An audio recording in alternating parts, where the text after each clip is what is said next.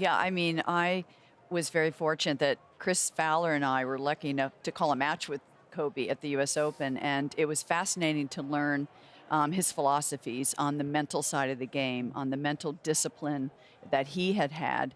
And, the thing I think that makes me the saddest is that as as an athlete, you live a singular life and you live in your bubble and you have to be intense and you have to think about yourself.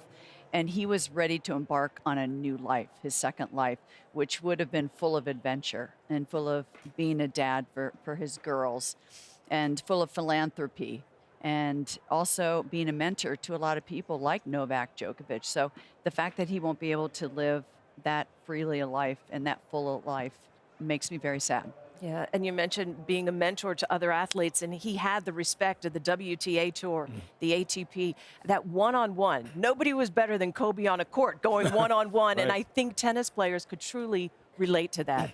Well, some of the players obviously knew him reasonably well. Novak Djokovic being one that sticks out.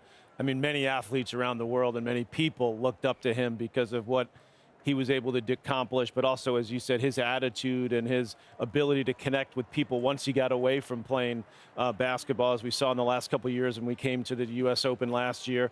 I mean, here's a guy who had all the ability, all the talent in the world, but he would go every day for 1 hour, every single day, and shoot hoops by himself. And that's the kind of commitment that he had. So we'll all miss him, and lasting legacy that he had. And unfortunately, it reminds us all that we gotta take in life day by day. Yeah, I've been also very lucky to meet him at the U.S. Open last year. He came to one of Serena's match. He was in the box, and I think he has the marks of the biggest people.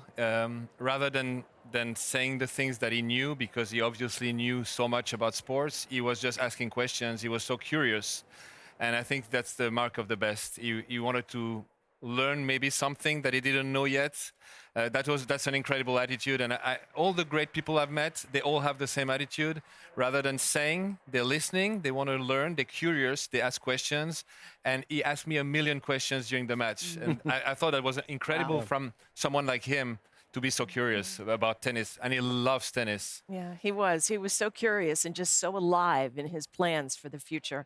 So we mourn the loss of Kobe Bryant, his daughter, and all the other passengers that were on that tragic flight today. You mentioned Novak Djokovic, and I couldn't believe it. We spoke to Novak just 2 days ago, and one of our topics was, in fact, his connection with Kobe Bryant that Kobe brought to our attention last summer when he was there firmly in the Novak camp. We also spoke with Kobe Bryant last year at the U.S. Open, and I asked him, what are you? Like, which camp do you fall in of the three greats? He said, Novak's my guy. Come on. So I'm interested about this collection of greatness that seems to find one another. What are you looking for from them? And frankly, what do they want to know from you?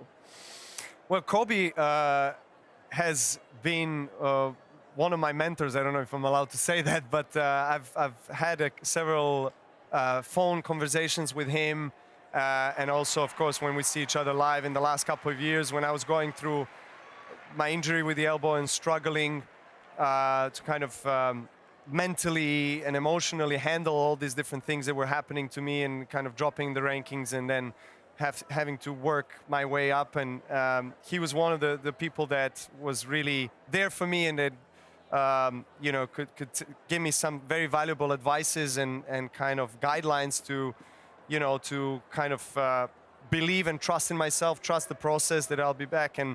And I'm very grateful to him for being there for me, for being very supportive. And I love Kobe. Who doesn't? I mean, he's an amazing guy and one of the best basketball players and athletes of all time. So to be surrounded with the people like Kobe and Cristiano is obviously a huge pleasure and honor for me.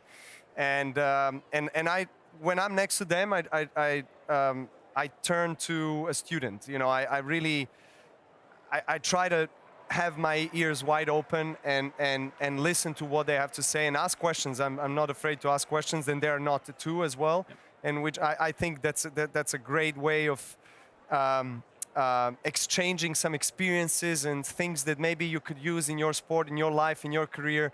And it's just amazing to share that those life stories with them. And Patrick, to your point, the great ones ask questions. This was back in December 2017. Novak Djokovic, congratulations on your jersey retirement. Kobe Bryant, one of my favorite. Thanks for watching ESPN on YouTube. And for more sports highlights and analysis, be sure to download the ESPN app. And for premium content plus live streaming, make sure to subscribe to ESPN Player.